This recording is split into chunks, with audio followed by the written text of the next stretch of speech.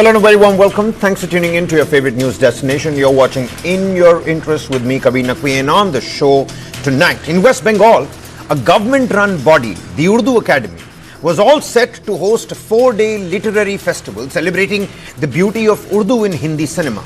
And who better than Javed Akhtar to grace the event as the chief guest? A writer, a poet, a Padma Bhushan awardee.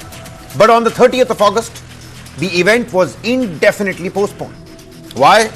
Well, because some religious groups, the Jamaat-e-Ulema-e-Hind and the Baha'i Foundation, decided that Akhtar is a devil in human disguise, quote unquote. Yes, those were their actual words. Javed Akhtar doesn't need government invitations, but India needs, definitely, its institutions to protect expression and not muzzle it. When literary events are postponed, not because of violence, but fear of potential backlash, we are in dangerous territory. Today, it's a poet, tomorrow a filmmaker, and soon maybe a journalist. Who's going to be drawing that line? The Mamata government must answer. Is it afraid of extremists or afraid of losing elections? Because in a democracy, appeasement isn't governance, it's pretty much surrender. A lot of nuances and intricacies to deal with it when we're talking about something as sensitive as culture, language, and then religion. To break those facets apart, first up, a quick one-on-one discussion with Mr. Gohar Raza, senior scientist, Urdu poet, and a filmmaker as well. A very warm welcome to you, Raza Saab, on the broadcast here. Many thanks for joining us here. You're a scientist, a revered one, a Muslim, and an Urdu poet. When a person's personality lies in their art, in their thinking, isn't creating too much of ruckus over that person's religion or non-religious beliefs? Either way, an attack on the language and the culture. And in this case, it seems to be Urdu. I am also a non-believer. And I do not believe in any religion personally, like Javed. The problem is that when such voices intermingle with political forces, then it is a recipe for complete disaster. You are absolutely right, and let me reiterate what I've been saying, that no language in the world needs religion. It is religion which needs a language. It is religion which needs language because they would like to propagate their idea of how the universe came into being, how the society should be run, and what you should believe and what you should not believe in. Ji. So therefore, Urdu is a language. It does not belong to any community. It is property of humanity, and especially a language born in India, which we know about. Every detail of history of Urdu we know about, which can't be said most of the languages that are born in India. But Urdu is one language which I consider to be my mother tongue as well as an Indian language. Having said that, now you are absolutely right that the topic that was chosen was a very good, beautiful topic. And the best orator, the best intellectual, the best poet, the best filmmaker, if you have to choose, then there is only one name that one can choose for this topic, and that is Javed Akhtar.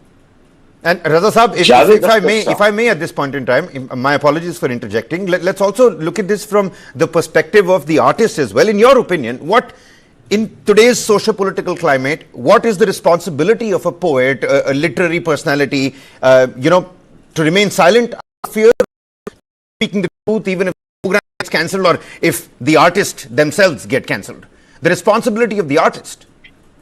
See, I am very proud of Indian community of intellectuals, poets, writers, filmmakers, etc. We were the first ones who rose up against the tyranny of political dispensation. And we were branded as award Wapsi gang. About 500 of them rose up and said what is happening in the society is not acceptable. We are receiving award. So I am very proud part of this community of intellectuals in India. But look at what is happening. Take just 3 examples. We have treated our Nobel laureate, Amrita Sen, extremely badly. We have treated Venki Ramakrishnan, when he comes to India, extremely badly. And now we are treating Javed Akhtar Sahab badly. These are small organizations. And especially Jamaat Ulama Hind, I never expected that they will do something like this, because they have been part of the freedom struggle of India. They have a long history. They believe in constitution. Then how can they ever say that they will not accept an intellectual like Javed Akhtar? You may have 10 kinds of disagreements. You may dislike him. But trying to stifle his voice is not acceptable. I think that if we give these spaces to fundamentalist organization, then there is nothing left in India. In my opinion, a person who has written a poem like Waqt it's a remarkable poem. In Urdu, if we look at the entire literature, the only person who has written on the modern concept, scientific concept of time is Javed Akhtar. There's no other example. All right. Raza Sahab, I have a set of panelists waiting to discuss the political implications of what has transpired in West Bengal. But before I let you go, it's important that you answer this. It is often said that Urdu is that language of humanity, it's that language of reconciliation. And if in the celebration of Urdu, which was supposed to take place at the Urdu Academy in West Bengal, a branch which is supposed to be the voice of humanity and rationality, it wasn't given a place. The artist was cancelled, the entire show was cancelled. Then in whose hands are we handing over the Urdu language? How is the young Muslim out there who culturally resonates with Urdu will perceive all of this? I'm running out of time here. Please exercise brevity, but we do need to understand your point on this particular front. I just want to say 2 things in response to what you have said. Any Urdu academy anywhere in the country is also run by my money as a taxpayer. So nobody has a right to dictate who should be invited and who should not be invited in the country. If I like to hear Javed Akhtar, he should be there. I'm very proud to say that this whole thing may turn into a political controversy. It will, sir. It will. It seems like it will. The only thing that I want to say here is that Indian youth wants to hear Javed Akhtar Sahab. Maybe he is a Muslim or a Hindu or belong to any dispensation, religious dispensation. And I have here the letter, open letter, which 6 organizations, student organization have written to Javed Akhtar. And I'm just reading the last line of this letter. Says that the students and youth of Delhi give an open invitation to Javed Saab to come and deliver a talk on the same topic, the role of Urdu in Hindi cinema. Will not bow down to fundamentalist and regressive forces. Well, I think this is what the youth wants.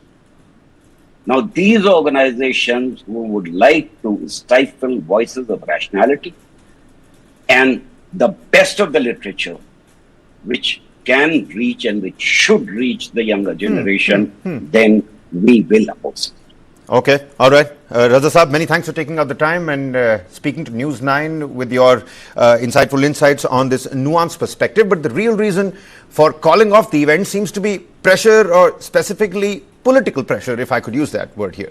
Conservative Islamic organizations, the Jamaat-e-Ulema-e-Hind and the Wahayai Foundation have objected. They didn't just disagree with Akhtar's views, they branded him a devil in human disguise, accusing him of being anti-faith, when Mr. Raza just told us that there are a lot of youth out there that have single-handedly, openly written letters to Javed Akhtar to come and deliver a speech on the same particular front, a mushaira that's going to be held in Delhi. Let's see whether that happens or not. But they've accused him of being anti-faith, anti-God and influencing youth negatively.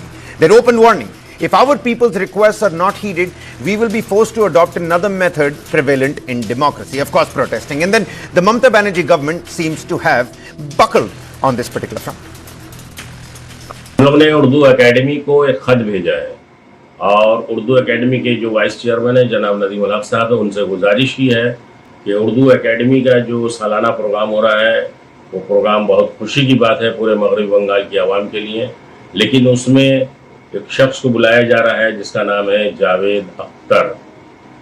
ये शख्स के आने से मुसलमानों में बहुत बेचैनी पाई जा रही है, क्योंकि इसने इस्लाम के ख़िलाफ़, मुसलमानों के ख़िलाफ़ और ख़ास तौर से अल्लाह के ख़िलाफ़ बहुत बकवास बकी है, और ये इंसान नहीं, इंसान नुमा एक शैतान है। लिहाजा उर्दू एकेडमी से हमने बार बार गुजारिश की है। But why is the Mamata government giving in to the fringe? That's a question we're trying to understand. Is it fear of street protests, or is it something deeper? Let's connect the dots to the ballot box. West Bengal's assembly elections are just right around the corner in 2026, early on next year. And the Muslim vote is no small player here. It's the kingmaker. Muslims make up about 27.01% of Bengal's population, the second highest amongst all Indian states, with the third highest number of Muslim electors in the country after Jammu and Kashmir and Assam. In at least 120 of West Bengal's 294 assembly constituencies, Muslim voters hold massive sway, often tipping the scales. And in the 2021 assembly elections, a staggering 75% of Muslims voted for the TMC. Fast forward to 2024, the Lok Sabha polls, 73% of the overall vote share came from this community, bolstering Mamata Banerjee's hold on power.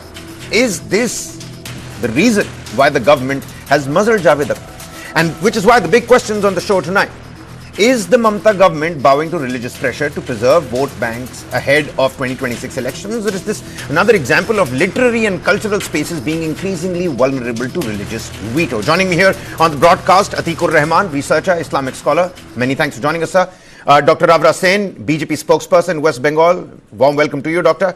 Shubhankar Bhattacharya is a political analyst, also with us on the broadcast. Atikur Rahman sahab, let me quickly begin with you first and foremost. Why did the groups, particularly the Jamaat and the Foundation, object to Javed Akhtar's presence? Because is this about his atheism, or is this about something more?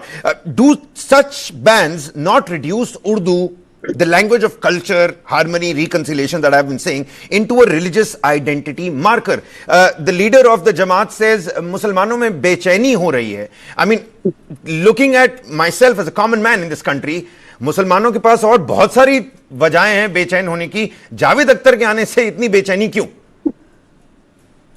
This is $1 million question even for me. हमको तो बेचैनी नहीं हो रही है साहब. Then how do you look at the Jamaat's movement? How do you look at the foundation? जिस तरीके से उन्होंने threat किया, they threatened to come down on the streets, which is clearly why the Mamata Banerjee government seems to have buckled down. We'll understand that. We've got a political analyst with us on the broadcast, but Atikur Rahman sahab, over to you. See, with regards to the Jamatul Ulama Hind, I would like to convey a message to them that your acts of such kind are making our youth think that how to move away from your thinking. I am a practicing Muslim.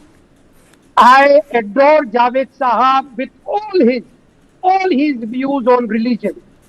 And I am ready to confront him at any platform, saying that how I am wrong, I am right, or he is wrong and he is right. That's democracy. And Jamaat should understand we are not living in a Talibani Afghanistan. We are living in Precisely, India, that's the operative word here. I'm glad you said it, sir. So the Muslims, the youth have given reply. Even in Mumbai, we will be inviting Javed Sir, and Javed Sir need not need any platform. We crave to have him in our gatherings, you know. So, with kind this thing, I would like to convey a clear message to all the Muslim youth and the Muslims of India. Do not, fall in this trap of the Jamaat. These are orthodox people. Javed Sahab should be given full freedom to speak what he wants.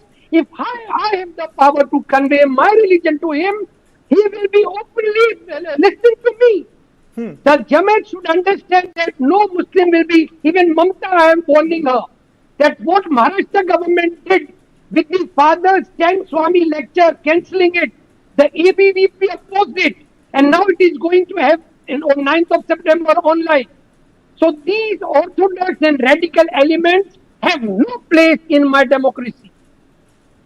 Okay, all right. Many thanks for your opening comments. Because take a look at this. Taslima Nasreen, something that happened back in 2007 as well. The Jamaat had similarly, threatened the protests, and that event got cancelled as well. And this message from Taslima Nasreen to the Urdu Academy, I'm just going to read a small little portion toward the end of that social media post. Says, time and again, you bow your head before these fanatical forces, turning them into a monstrous giant, and one day that giant will devour everyone, including all the institutions that might stand by them or not stand by them on this particular front. On that very note, Shubhankar Bhattacharya, political analyst, also with us on the broadcast. Shubhankar ji, was the postponement a political calculation? Because we've got the numbers in front of us. Take a look at what happened in 2024 Lok Sabha elections, the assembly elections that happened before that, the kind of sway the Muslim population actually has in, West Bengal. There is one thing that's theory, another thing that's practical. And in practicality, it seems like you will have to cow down to what the larger Janta and the multitude want in West Bengal. So, do you think this postponement was a political calculation to avoid upsetting a key vote base right before elections? How do you look at these developments essentially? See, the thing is that it's a choice that whether you look at from that point of view, that whether it has been a political compulsion or is it a law and order situation over there, which being a chief minister of the state, Mamata Banerjee has got a duty towards maintaining the law and order situation. Now, I'm not calling. See, what the Jamaat did over there is correct. No, not at all. And I'm a big fan of Javed Akhtar, and I would love to hear him at any lit fest, be it any. I have attended a lot of them. Even I am coming from Lucknow, so I know what importance the Urdu Academy holds over here. And I've seen Javed Akhtar coming over here. We have attended their shows over here also. Now, the thing is, over there in Bengal, the situation is very different. Now, if you just see it from the political angle, that is a choice. That could be your opinion, but there is one opinion as well. Let's see, even the Basti show was cancelled over here in UP. So was there a political impact? Yes, there was also. We were also talking about that the Basti being, he had. No, you're absolutely right, Mr. Bhattacharya. That question the BJP spokesperson will have to answer. No, I'm keeping off from any whataboutery. I'm not getting into the whataboutery, but okay. let us talk about the Javed Akhtar Sahab only. Okay.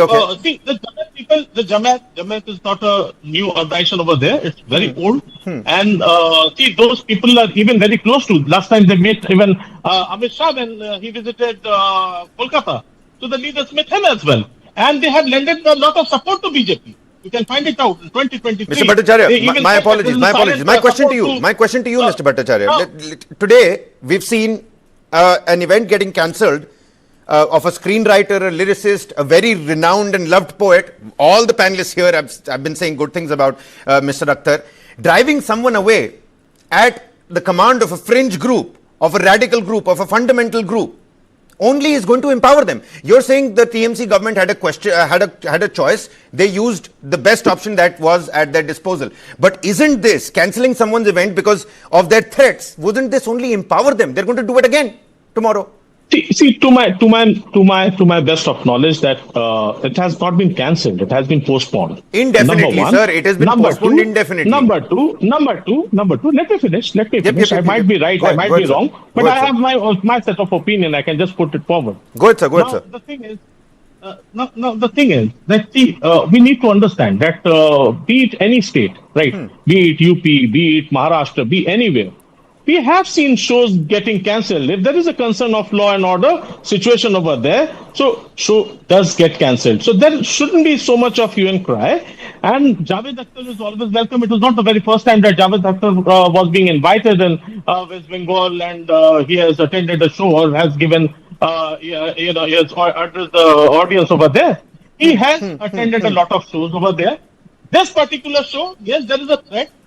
Now, right or wrong, if there is a threat and there is a law and order, concern rising, I think it's the duty of the chief minister to see that it shouldn't occur, and it shouldn't, look bad over it. There could be any kind of incident. Let that be. Somebody could have even thrown a tomato over him. That too. Now, that is not a violence, but that could have created literally a picture that we should not, we wouldn't have liked to see. Okay. BJP spokesperson Dr. Ravra Sen is with us on the broadcast here. Doctor, let me put those questions to you, which probably you've been prepared for as well. You've accused the Mamata Banerjee government of appeasement, and time and again the BJP itself has curbed down on freedom of expression. Does the BJP itself stand for free speech without exception? I mean, what's really happening here? It seems like Mamata Banerjee has given you the arsenal, but you're using it in West Bengal, where in other states, just like it was pointed out by, Shubhankar Bhattacharya, the BJP has also clamped down on freedom of expression because they think that hurts their sensitivity. So if one thing can fly in Uttar Pradesh, in Madhya Pradesh, why doesn't it fly in West Bengal? I'm amused to listen to the fact that Mr. Bhattacharya is saying that he's apprehensive of a tomato being thrown at Javed Akhtar if he comes to attend a program in West Bengal. So this is the law and order situation in West Bengal. The entire West Bengal police, Kolkata police, cannot stop a tomato being thrown at a celebrity, a cultural person. That is my fundamental question. But the main thing is that you have to understand that the TMC government has given in to fundamentalists and radicals. What is Jamaat Ulema Hind? Who is its leader?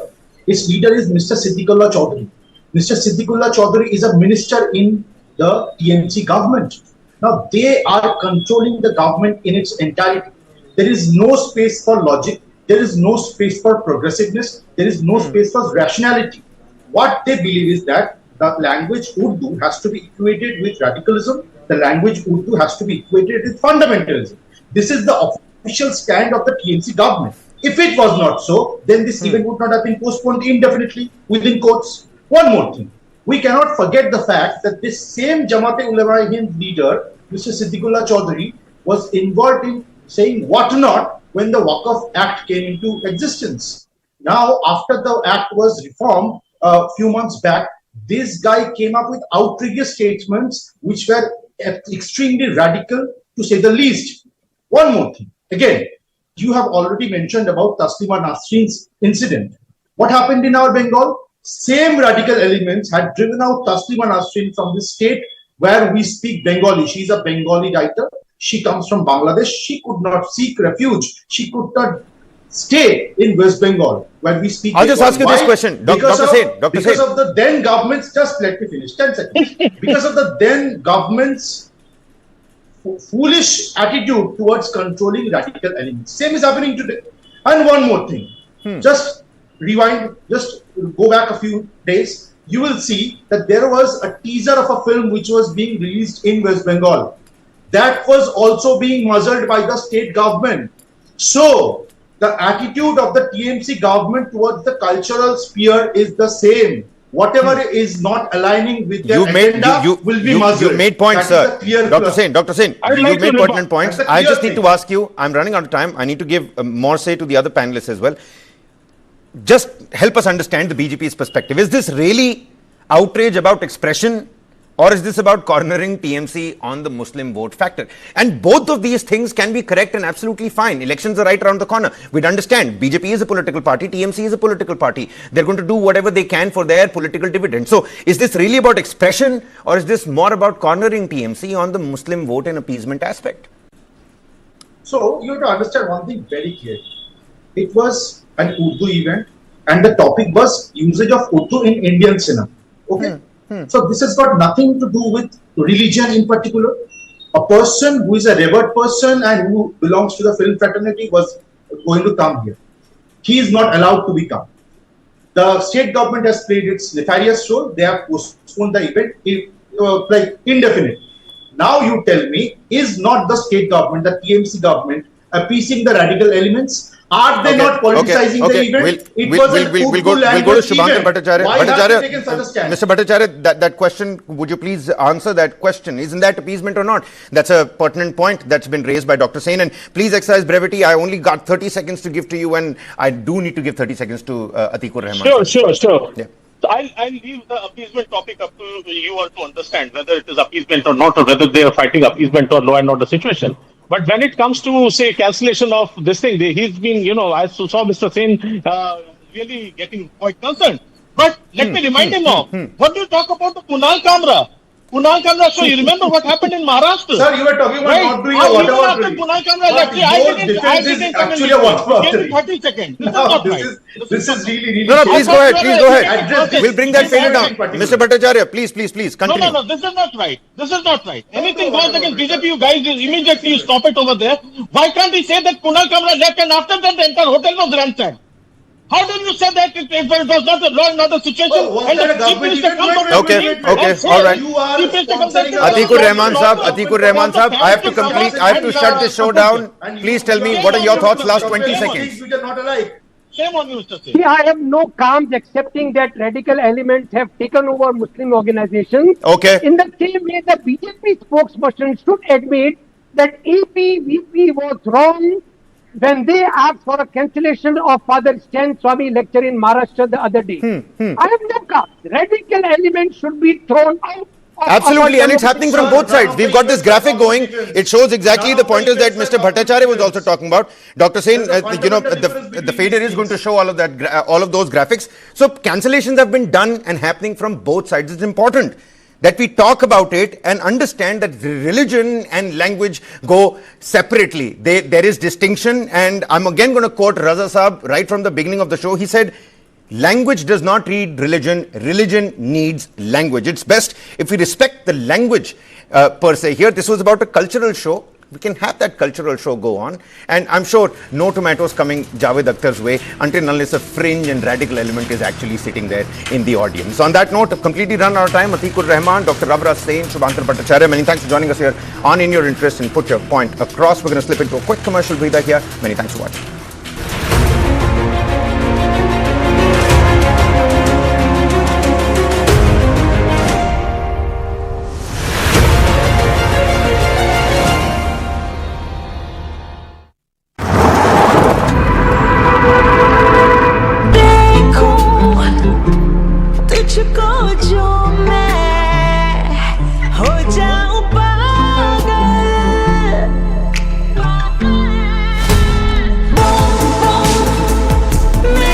You glow different when you're in love. 16 million shades of love to choose from. Unlimited. Best है sir ऊपर assurance देने के लिए क्या है इसमें advanced quality 1 साल में पेंट को कुछ भी हुआ तो पेंटिंग वापस करके देंगे वो भी फ्री क्वालिटी पे इतना कॉन्फिडेंस इसीलिए बिरला ओपस अश्योरेंस रजिस्टर करो birlaopus.com पर What is to the nines? In literal terms, it's perfection. But to us, it's not just a phrase, it's an attitude. One that starts at your desk and sends a statement to the world. To the nines is about taking charge. It's a way of life where every scene, every fold, is crafted with excellence. It's timeless elegance and uncompromising quality made for the corner office. It's the ideas that inspire redefining order and elevating the tabletop. To the nines, for the leaders of today and the visionaries of tomorrow.